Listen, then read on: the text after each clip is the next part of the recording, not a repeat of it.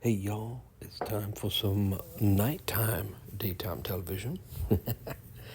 I've gone ahead and done this counter 4 or 5 times in a row, so it seems like it's becoming consistent. I'm going to probably lose this time just because that's exactly how that would work out. But as you can see, I've got the standard Profundity lineup. Only differences are I'm bringing in Houndstooth and Tie Defender, and you'll see what those are for as we go along. So let's dive in and see what happens.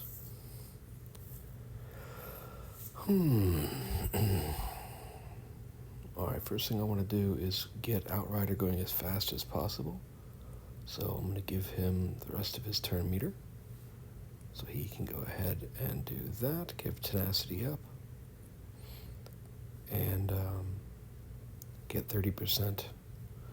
Alright, we got buff immunity on him, so we'll switch over to Sith Fighter.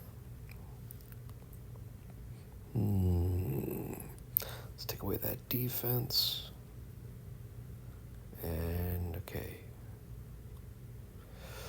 Engines down. So the way this team works is I'm trying to get to be able to banish the Leviathan as soon as possible. Oh, got the Sith Fighter down. That's good.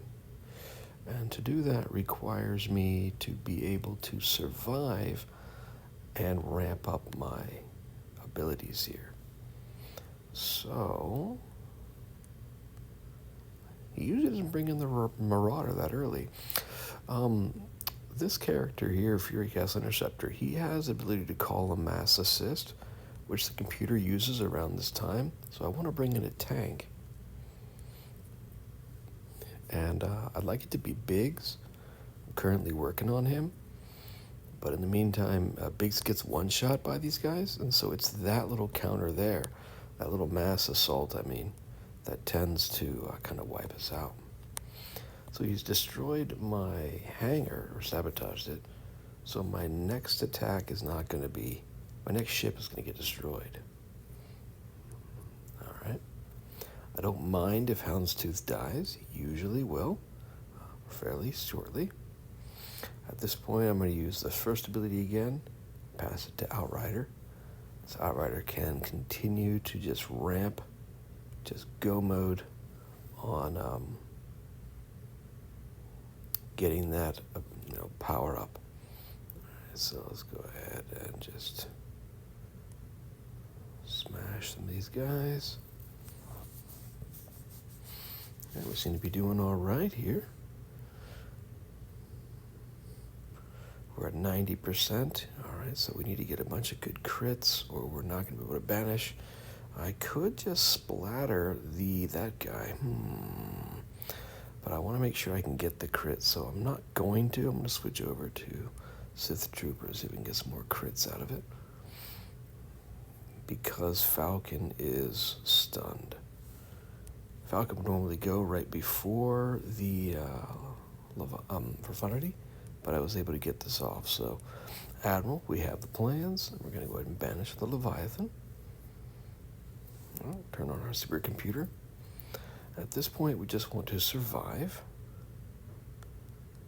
Okay, well, we still continue to try to, kill him off. Sith Trooper makes this a lot harder because Sith Trooper brings out the, not Sith Trooper, Sith Assassin, because he gives them all foresight, which makes things really hard. But at this point, with only a minute left, I want to bring in the Phantom 2, who will die. But the Phantom 2's ability, when he reinforces like that, is to allow me to immediately reinforce again on my next turn with no refresh. Now, as you saw earlier, I was lucky enough to kill the Sith Assassin, Sith Fighter off. Now I'm bringing TIE Defender. But if you imagine them all, really being yucky here and causing some serious trouble, bringing in TIE Defender really helps me just kind of sweep in and clean up at the end. I fought a lot of times and lost where the Leviathan was banished, and I was still able to, they were still able to defeat me. So I'll just switch to basic here. And we'll knock out the last few copies of that ship. But the TIE Defender seems to be able to very consistently mop up the remaining guys. So I think that's 5, maybe 6 back-to-back wins with this setup against the Leviathan. Here's my opponent, just to kind of give you a sense of what he was using there. We have the typical, maxed out R9. And then we have an R8 on Malgus.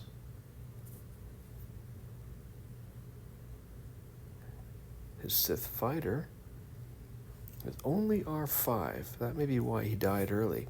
But even if I'm not able to kill the Sith fighter or the Sith dagger, yes, this guy's R7. I'm still able to clean him up. Getting the Sith fighter to die early is just a nice bonus, but it doesn't actually seem to change my ability to win the fight. Just makes the cleanup at the end there a little easier. As you saw at the end, even without TIE Bomber, I probably could have won that.